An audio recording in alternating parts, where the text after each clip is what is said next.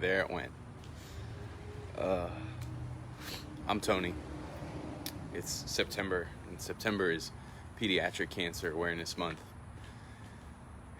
And every day this month, I'm walking 3/4 of a mile in memory of my son Sam. My wife and I lost Sam on January 23rd, 2020, after a 4-year fight with neuroblastoma. The 3/4 of a mile is a significant distance. The last 6 months of his life, Sam and I traveled back and forth to New York City and Memorial Sloan Kettering Cancer Center. And we'd stay at the Ronald McDonald House. And the distance from there and back that we'd walk every single day from the Ronald McDonald House to the Cancer Center and back is 3/4 of a mile. And so I'm walking this for him. And we talked about this a few days ago. It's in his memory, but it's not for him. We're trying to raise awareness for childhood cancer and funds. I think that the most important part of the awareness piece comes from trying to figure out what we can do in the future.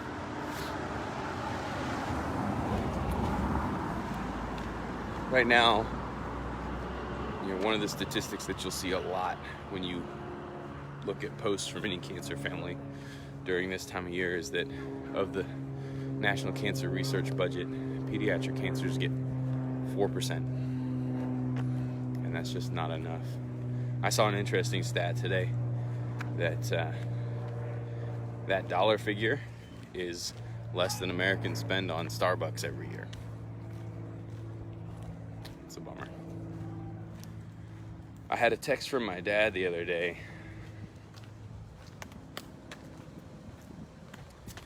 And he sent me a picture of Sam playing with some Legos on a little rolling hospital table that they put over your hospital bed. And he said that it hurt his heart because he was going through and trying to find pictures of Sam. And he kind of realized how many of them were in the hospital rooms. And how much of his life he spent there. There's a lot. More than half his life was spent fighting this. And I've told you guys before, we had good times too. But he specifically asked me to tell you guys a couple of different stories. One of them is about a place called Finnegan's Wake. And Finnegan's Wake is I might catch some flack for this, but this is my understanding, the last authentic Irish bar on the Upper East Side in New York City. It also happens to be half a block from the Ronald McDonald House.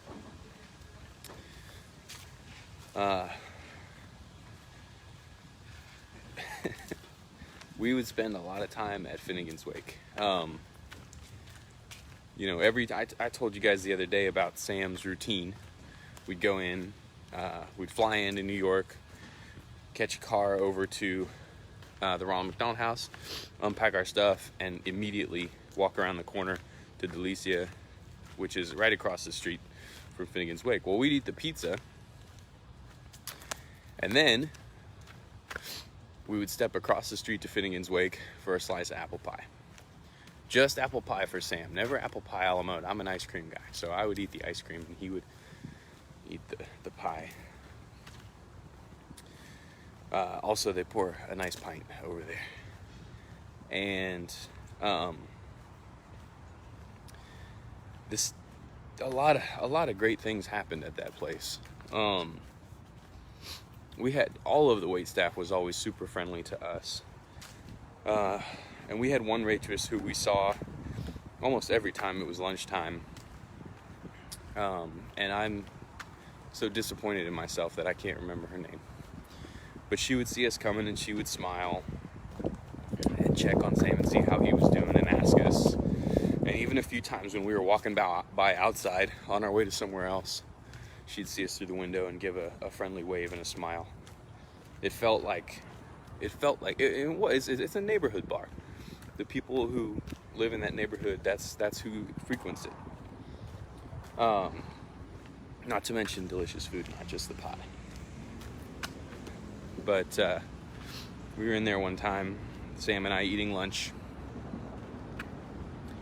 and I went to pay the tab, and she told me that it had already been taken care of. And I asked her, what she meant, that they didn't have to do that for us. I told her if Finnegan's Wake started covering our meals, we'd eat them out of house and home. And she said, no, it wasn't the restaurant, it wasn't the pub, it was the construction guys over at the bar. And they had picked up our tab, and like little moments of kindness like that can really brighten a day for a kid who's in a fight. And I think we need those rays of sunshine.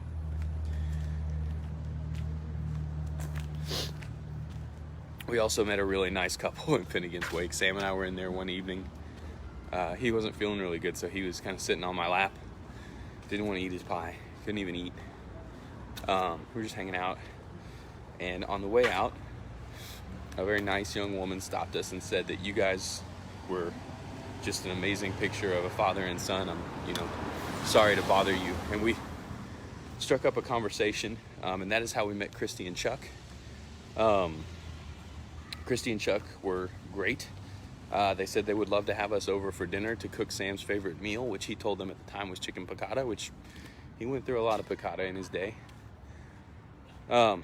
So we went back to the Ronald McDonald. We made a date. We went back to the Ronald McDonald house. They lived right around the corner. Like I said, it's a neighborhood place.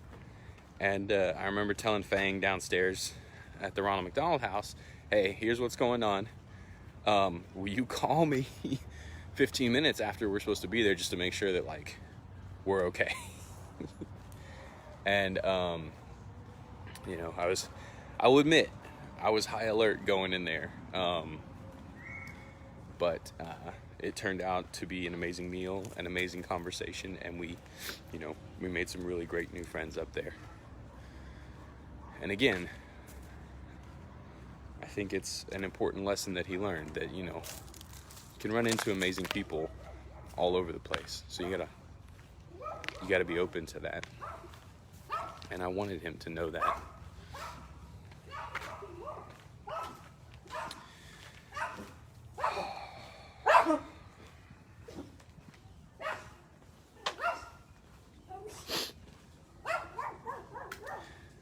Let's see. We also, Dad also asked me to tell you guys about the Legos. God, I don't even know where to begin with the Legos.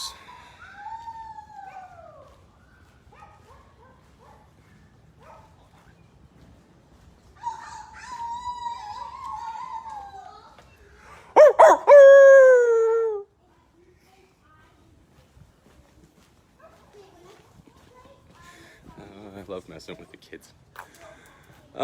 People in general. What can I say? Maybe shouldn't have done the howling though.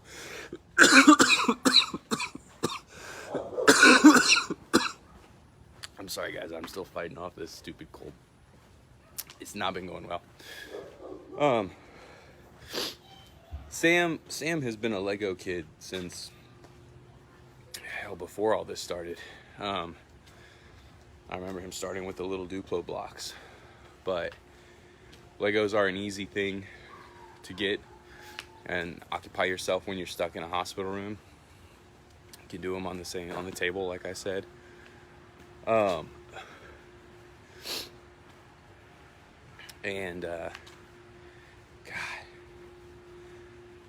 I'll bet we built 100 sets. I really do. And a lot of them are put up.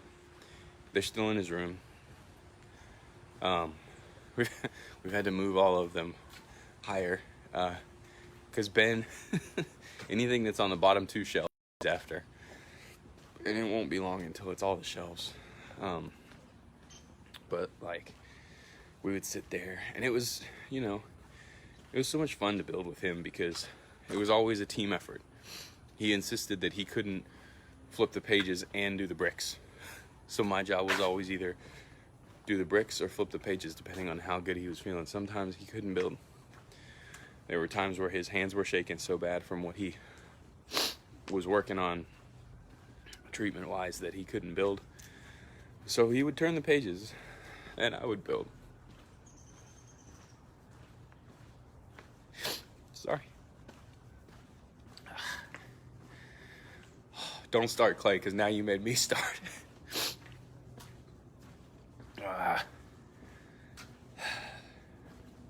But big stuff, small stuff, it didn't matter. That kid would just build and build and build. And then the basement of the Ronald McDonald House has just an amazing playroom with an amazing playroom staff. And he discovered magnet tiles down there, and they had like sets and sets. And so I'd go over to work on another side of the room, and he'd be over there building. And I'd come back and he's standing on a chair, putting the tower piece as high as he can, building stuff that was like double his height. He liked to make things.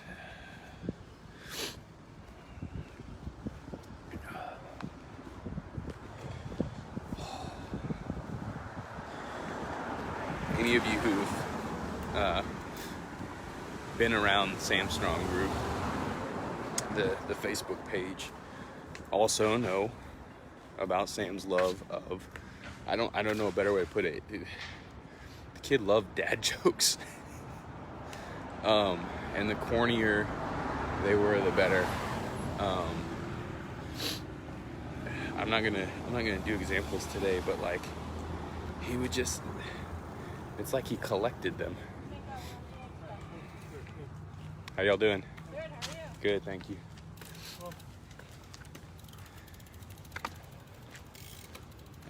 But I can remember him getting joke books, and just, at first, people would get him joke books. He wasn't old enough to read yet. And so Daddy would read all the joke books, and Mommy, and go through. But Sam couldn't tell you a joke without asking you at the end, you get it? Every single time. Like, it was part of his shtick. He would ask you if you get it. Oh, and I miss that.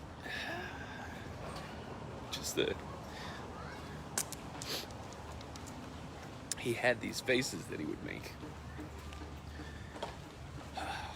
Things that were,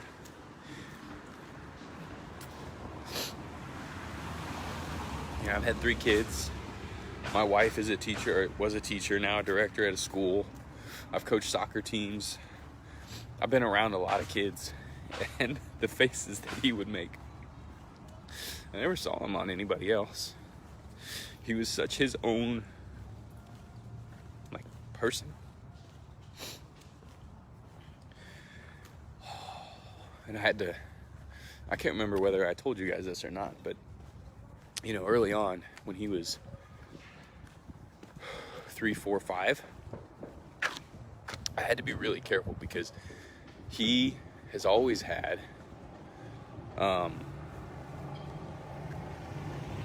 such a vocabulary that to hear him talk, it always made me treat him like he was the same age as his sister. And so I always had to be careful because he was sharp about it, And so I had to remind myself all the time, he's 5. He's not 8 like Emmy, he's 5. Just give him a little slack. But it was interesting to see that piece of him connect with his kind of last relapsing when he was, I guess it started when he was 6. And he wasn't a 3-year-old anymore going through cancer treatments. He was a 6-year-old who'd already been through them once before. And so we had to learn a new way to talk to him about that.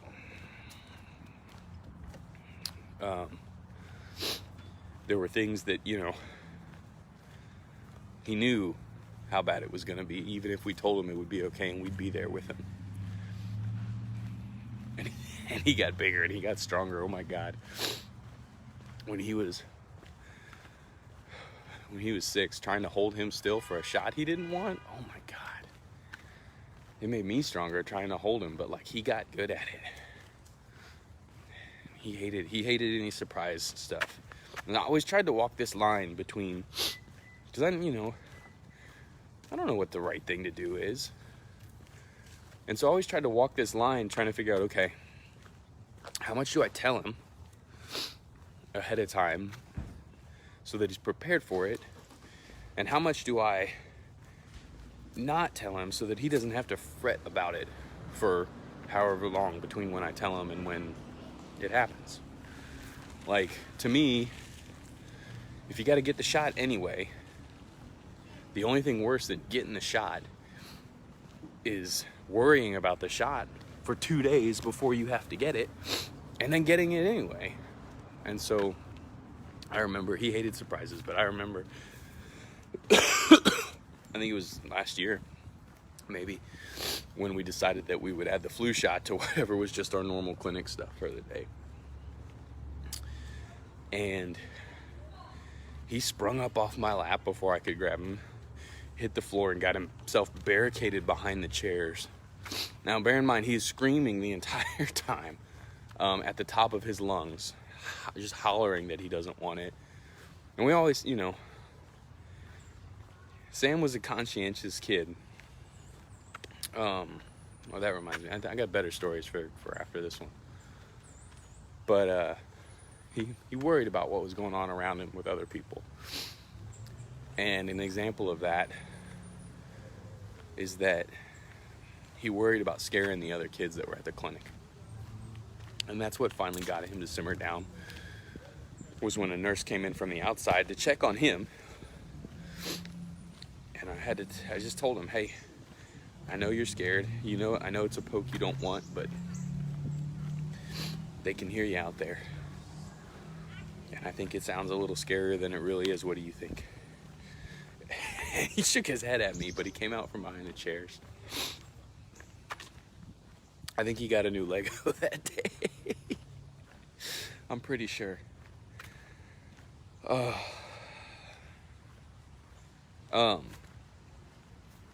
was going to tell you guys about the time we went fishing. Ronald McDonald House organized a trip on a kind of a group fishing boat in New York, out in the harbor. And who do you think pulls up the first fish out of, I think, 9 families? Sam does. And it's a big flounder, or sole, one or the other. I think sole. And so put on ice. Guess who pulls up the second fish? Sam did. I finally pulled up the third fish.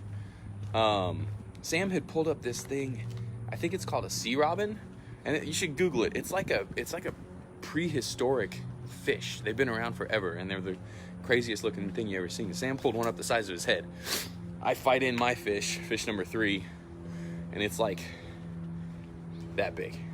The guy goes to take it off the hook. And of course, we're taking all these pictures. I mean, the guy goes to take it off the hook and throw it back. I said, whoa, whoa, whoa. I need a picture with that. And so we have this picture. I'll try to post it. I'm getting too excited about fishing. We have this picture. I'm holding up my fish and grinning, and the guy behind me, who's running the boat, is just, you can tell he's just shaking his head. I'm like, oh my God, this guy. But nobody else on the boat wanted the fish. The guys running the boat didn't want the fish, so we took it back. And we cooked it in a lemon butter caper sauce in the Ronald McDonald kitchen. And Sam insisted. So we went to every single table offering people the fish we had caught and cooked that day. We had similar stuff with, I'll have to tell you guys about Doe. Doe's a pretty amazing place. I don't have time to tell the whole story, but I will tell you that it ends with Sam and I were getting ready to leave New York. We had a bunch of frozen cookie dough we didn't want to bring home. So he has a great idea. We scrounged up all of the pans we could find, baked all of the cookie dough, and then went around from person to person offering them cookies that we had just baked. And that was, that was him. He wanted to include people and make them happy and make them smile. Always wanting to make sure that people were happy.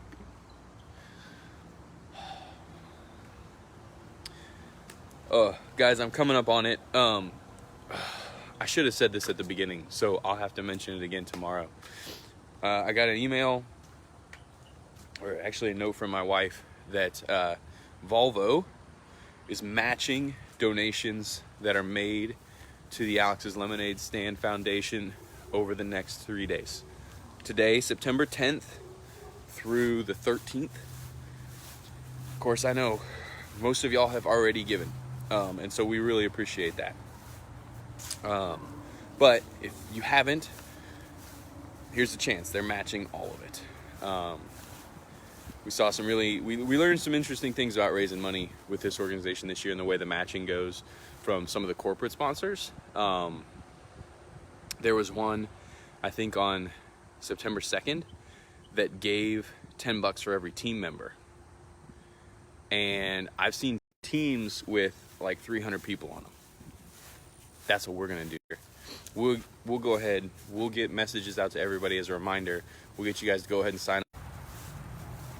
Sorry guys, I got disconnected coming across the yard. Hey, we thank you. I'm sorry that it hurts. I know it does, but you gotta feel it. And we have to get other people to feel it too. Also, if anybody can explain to me why Facebook chooses the thumbnail to be whenever I put my hand on my face, that'd be great too. All right, guys. Hey, we'll see you tomorrow. Thank you.